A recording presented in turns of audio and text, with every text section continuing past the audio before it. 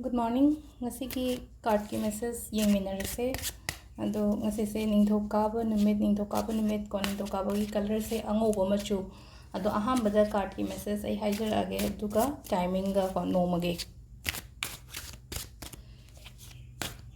Ado sidagi adum 3 cards choose tobirase ko 1 2 3.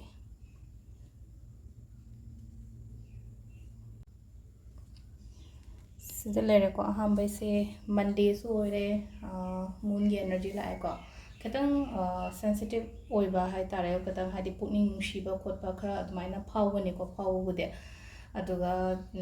kaino hai tare ko sida aina nuai taba khotaba smaina feel toba matamda hai tare ko hadi share to thopiba mingonda hadi wase nuai traga mayam ama hadi aigi kok sida sum changchala agadi aduduna heta hai tare ko hadi amoena hyper sensitive kumba ogiba yai ko aduduna yaragadi hadi kaino ma aingonda nuai te khoten hairagadi ko hadi litho o wari litho ogadi khara su yangi dana ko adumaina hai tare ko moon ge energy laksula e Monday su oire ko adu si first ki card sida lere ko second gi sina impress lae ko impress se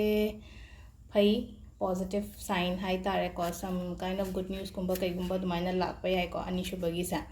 aduga sum thabang khangi matang da kai da har su pesang sagi oi taraga su haidi piba lakpa oina su oigani ko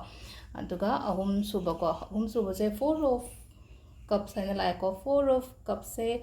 kadai doma haidi aise lepaga leiba stuck toroga leiba dongna tawe ko haidi ngasi se haidi chatke kaina khallaga su haidi chatning daba khotaba admaina phawgani ko haidi aina thaba ma tawge adu sida lepaga phamaga legadaba matam nate ko haidi somna chatke na pangthoke haina khaliba thabak to chatlaga pangthokpiyo haidi phamaga leiraga ngasagi aingonda lakadoriba aphaba mayam do haidi manggiba oigani ba aduduna adu sida leire ko khoi card ki message na do timing aphaba se ki pung 3 ga minute 38 dena 3 ka minute 38 phawm leire dagi 9 ga minute 3 dena 8 ga minute 98 phawma adagi 12 ga minute 83 dagi na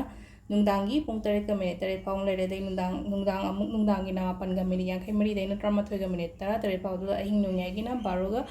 minute 98 dagi na pung 3 ga minute 83 phawm leire ko sisina akhoi gi ngasi gi oina aphaba timing ko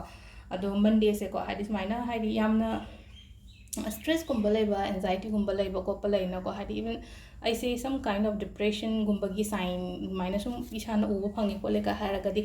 Monday se irujo matamda ko hadi khoi gi sangom no se kitang happy ba hai tar ko si oi taragadi amo hena phaiba agi mundo strong oi ba hai tar ko hadi thado strong oiragadi ngasa agi wakhan nungai triba sensitive oiba kholiba mayam se hai tare pharakani ba aduna cc ki ritual remedy macha ma cc tawthokpa yai ko haidi Monday pokpa mi ngai gi oina oiro natraga yamna khanjan gan ba kokan ba oiragadi ko just chamas ama khatang hapo ba sangom anoba se ko powder yabra amu hankani ko powder na ti ko sangom anoba haibani ko adu se de leire ko yinga se ki video se ma'am thank you